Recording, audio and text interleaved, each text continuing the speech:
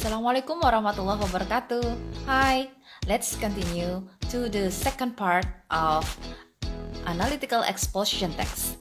In this learning discussion, we are going to learn about generic structure and language features of an analytical exposition text.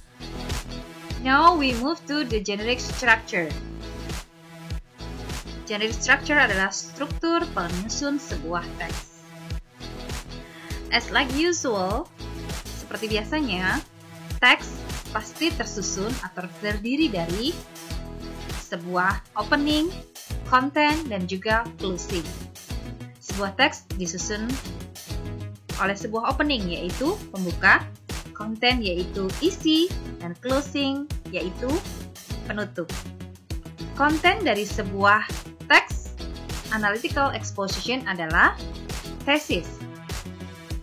Dan konten dari sebuah teks analytical exposition adalah argument, dan closing dari sebuah teks analytical exposition adalah reiteration.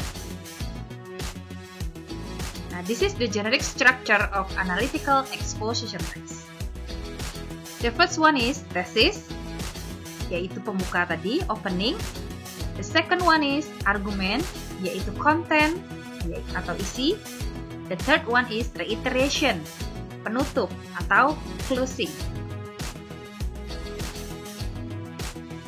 We discuss thesis. We discuss one by one.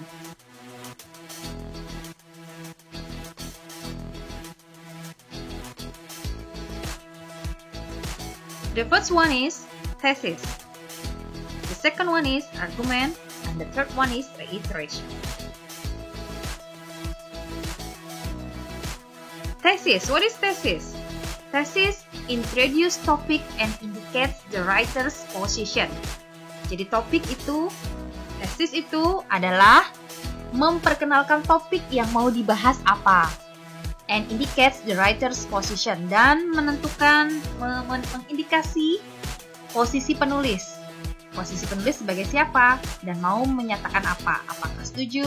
Ataukah tidak setuju, ataukah memaparkan hal-hal yang baik, ataukah memaparkan hal-hal yang buruk. The writer also outlines and main arguments to be presented.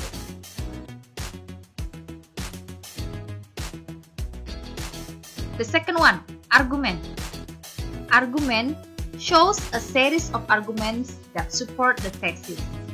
Jadi argumen itu menunjukkan rangkaian dari argumen-argumen yang mendukung tesis.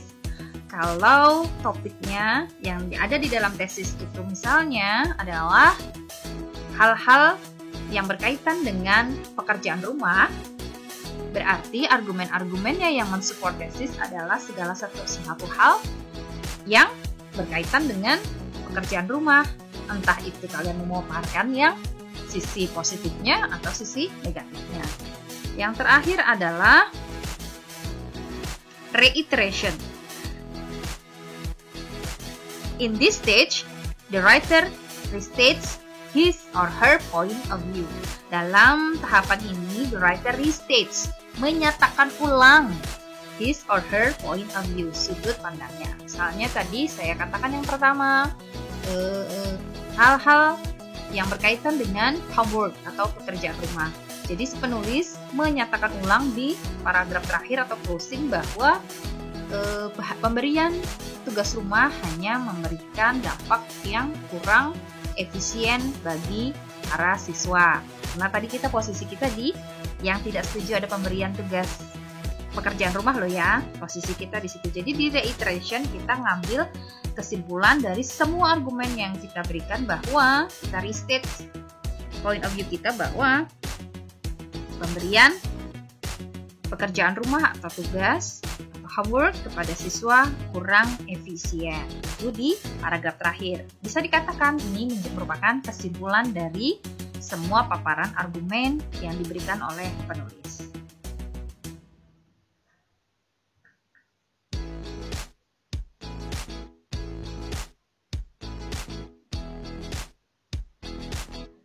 Sekarang selanjutnya we turn to the language features of an analytical exposition text. Terdiri dari simple present tense, kemudian Connectors itu adalah penghubung ya dari satu paragraf ke paragraf yang lain. Bisa kita gunakan firstly, first, moreover, secondly, second, furthermore, finally, also, etc. Kemudian untuk summarizing atau concluding itu bisa kita gunakan di reiteration, in short, in a word, in brief, to sum up, atau concluding, in conclusion, on the whole, dan altogether, in all, etc. Kalau connectors tadi kita gunakan untuk menghubungkan satu paragraf ke paragraf yang lain atau satu argumen ke argumen yang berikutnya. Kalau summarizing and concluding tadi kita gunakan untuk di bagian reiteration.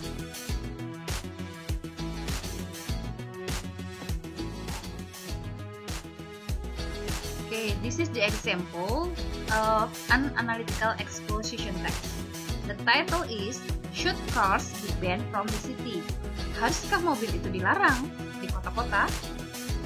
Mungkin si penulis ingin menyatakan bahwa dia tinggal di kota besar yang keadaannya macet dan lain-lain, sehingga dia memaparkan isu ini atau topik ini untuk dia bahas. Oke, di sini example. Silahkan sambil saya putarkan, sambil kalian baca teks berikut ini ya.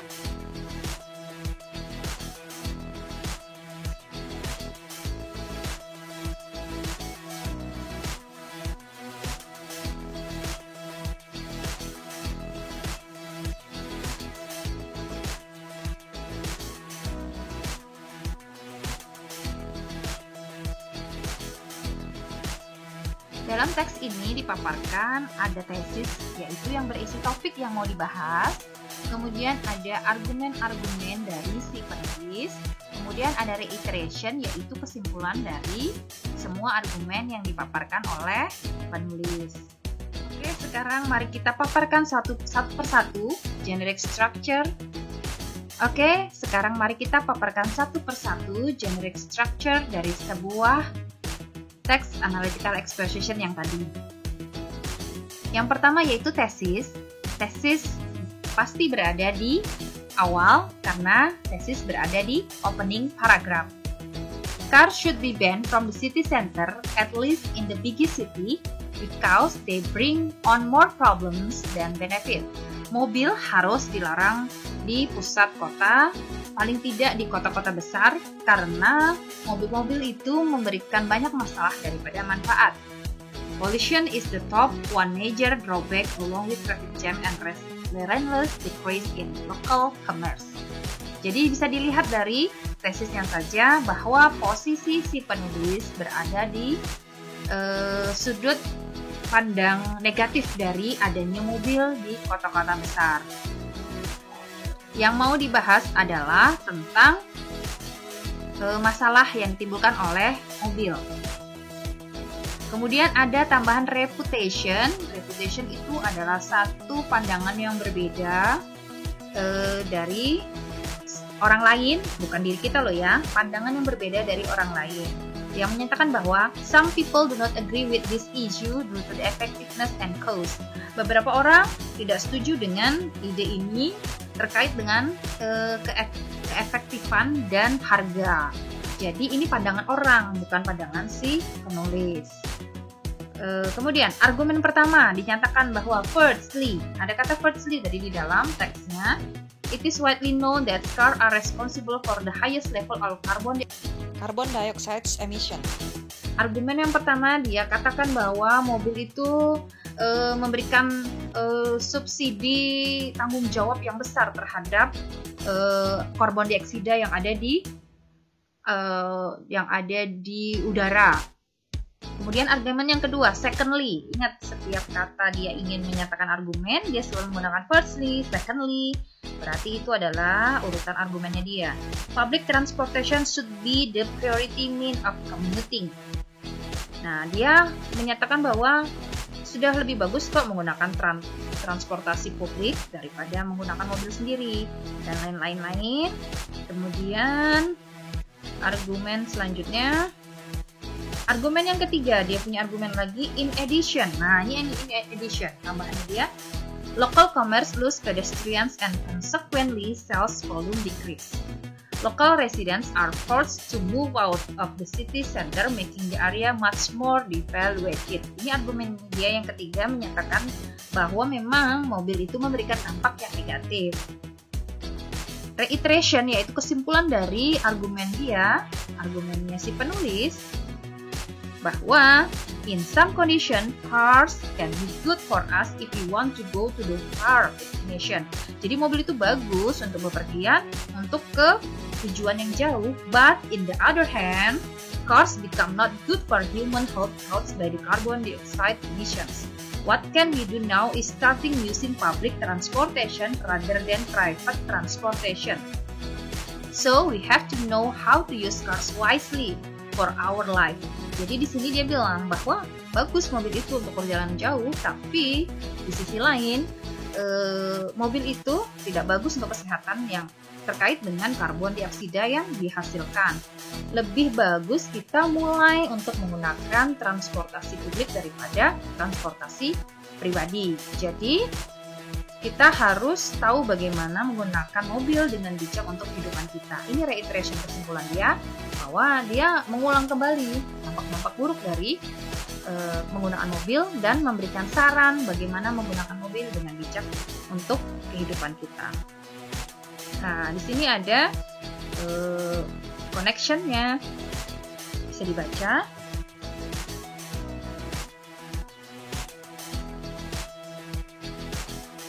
Nah, simple present tense yang digunakan, pollution is the top one major drawback, atau it is widely, sudah kita bisa lihat lah, dia menggunakan tensesnya adalah simple present, kemudian connectorsnya dia menggunakan firstly, secondly, in addition, in some condition, firstly, secondly, atau in addition tadi untuk menyatakan argumentsnya dia, kemudian in some conditions ini untuk menarik kesimpulan atau reiteration. Summarizing, so ada kata so, jadi we have to know how to use cars wisely for our life. Ini difficult words-nya.